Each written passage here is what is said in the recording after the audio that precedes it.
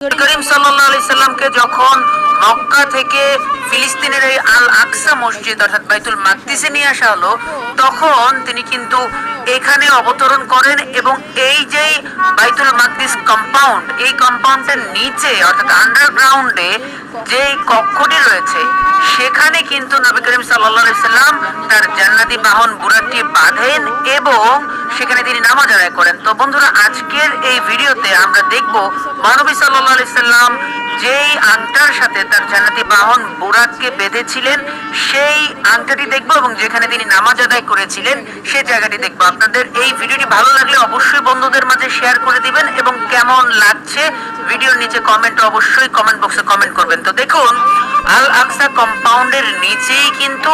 একেবারে এই কক্ষটির অবস্থান। আমরা জানি আল আকসা মসজিদ কিন্তু একদিনে গড়ে ওঠেনি, এটি অনেক সেই হযরত সুলাইমান আলাইহিস সালাম, হযরত দাউদ আলাইহিস সালামের যুগ থেকে কিন্তু এই কম্পাউন্ড তৈরি হয়েছে এবং এই কম্পাউন্ডটিকে জিনেরা তৈরি করেছে, অর্থাৎ জিনদের দ্বারা এখানকার বড় বড় পাথরগুলো এনে তারপরে এই মসজিদটি তৈরি করেছিল হযরত সুলাইমান আলাইহিস সালাম। তো বন্ধুরা, এই হচ্ছে সেই কম্পাউন্ড যেখানে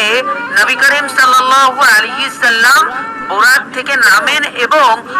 এই ঠিক কক্ষটিকেই বলা হয় যে এখানে নবী করিম সাল্লাল্লাহু আলাইহি সাল্লাম 2 রাকাত নফল নামাজ আদায় করেন এবং এই কক্ষের পাশেই কিন্তু সেই আংটা এখনো নবী করিম সাল্লাল্লাহু আলাইহি সাল্লামের স্মৃতি স্মরণে এখানে এখনো কিন্তু একেবারে স্পষ্ট আকারে কিন্তু রাখা হয়েছে। সেই আংটাটি বলা হয়ে থাকে এই সেই আংটা যে আংটার সাথে নবীজি সাল্লাল্লাহু আলাইহি সাল্লামের জান্নাতি বাহন বুরাককে বেঁধে রাখা হয়েছিল। দেখুন, এটি হচ্ছে আল আকসা কম্পাউন্ড অর্থাৎ বাইতুল মাকদিস কম্পাউন্ড। এই বাইতুল মাকদিসের একেবারে শেষ প্রান্তেই কিন্তু যে মসজিদ, সেই মসজিদটির অবস্থান এবং এই মসজিদের কয়েকটি কিন্তু ধাপ রয়েছে আর এই ধাপগুলো সেই হযরত দাউদ আলাইহিস সালাম থেকে শুরু করে এখন পর্যন্ত সর্বশেষ ওসমানীয় যে শাসকরা ছিল